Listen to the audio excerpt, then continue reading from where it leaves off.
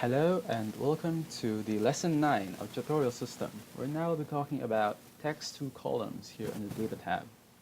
Now text to column is a way for us to subdivide a single column of text such as an address, an email, or a full name into smaller columns, which allows us to use the data inherent in them.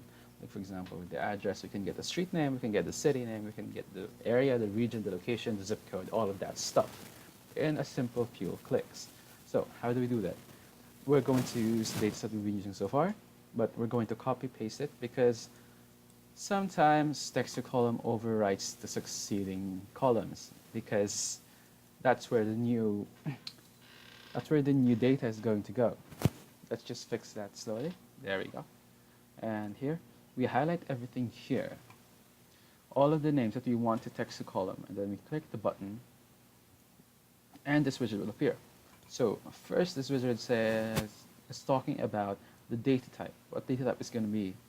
Normally, if you're using names, you're going to go with delimited because fixed width focuses on same length variables, while delimited focuses on delimiters, which are like spaces, tabs, commas, periods, and all that stuff. That's what you're going to use. So click next. And now you'll see the delimiters tab. The delimiters here will tell you which ones we can use in order to delimit. For example, if we click the period, you can see here downstairs that the data will be delimited by the periods after every middle initial, but that's not what you really want. So we're going to remove that.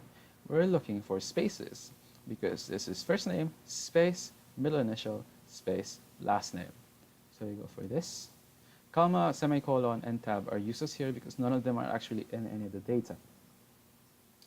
Treat consecutive delimiters as one. We don't use that here because there's only one space after each one.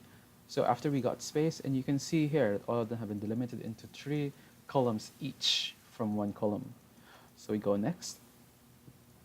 We go to the step 3 of the wizard where we're going to pick the data format. For this, we're just going to use general because general is the easiest. It's like a auto-detect. It's the easiest way to use. The destination, we can choose where we're going to put this in. Like for example, we can choose to put the destination here. Or we can also have it overwrite. Like for example, if we put the destination as this, it'll just overwrite everything here. For now, let's do the overwriting. And we click finish. And there you go. All of the data has been delimited. We see first name, middle initial, and last name all at different columns. And you can easily just reference them anywhere and there's no problem. There you go. We're just going to rename this because we need proper labeling. And after that, we're going to go onwards to the next step. Right click, right click. Now, you can also change it so that you can delimit from a different viewpoint or a different spec. Like for example, if you want to delimit the date hired, but we don't want to delimit it and overwrite salary and departments, we can easily just do this. Text to columns, delimiter, or fixed width, and go to the fixed width. And here we go. You can see where the delimiting line goes.